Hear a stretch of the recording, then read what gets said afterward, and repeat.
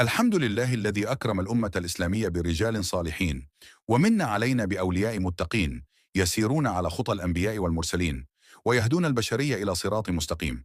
ومن بين هؤلاء الرجال العظماء نتوجه بخالص الدعاء والثناء لشيخنا الجليل محمد ربيع الدين رحمه الله تعالى، الذي كان منارة علم وتقوى ومصباحا من مصابيح الهداية الربانية. لقد كان شيخنا محمد ربيع الدين نورا أضاء قلوب المؤمنين، وجعل من نفسه جسرا يعبر من خلاله الناس إلى رحمة الله ورضوانه. أسس طريقته المباركة، طريقة الرابعية، التي كانت وما زالت رمزا للصفاء الروحي والارتباط بالله تعالى.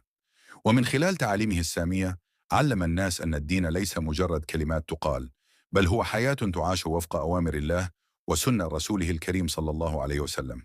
كان شيخنا ربيع الدين رحمه الله مجددا للدين في زمانه، محييا للسنة، وداعيا إلى الحق بأسلوب يجمع بين الحكمة والموعظة الحسنة.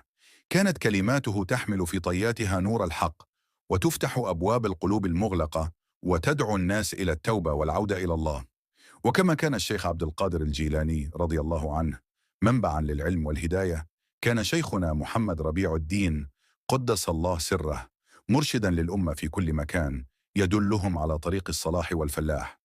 فطريقته المباركة انتشرت في أرجاء المعمورة، تحمل رسالة الإسلام الحقيقية، وتعلم الناس المعاني الحقيقية للإيمان والتقوى.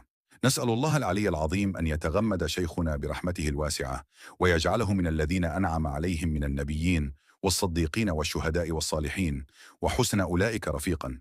ونسأله تعالى أن يبقى نوره مضيئا في قلوب محبيه وأتباعه، وأن يجمعنا به في دار القرار في جنات النعيم بجوار سيد المرسلين محمد صلى الله عليه وسلم. آمين يا رب العالمين.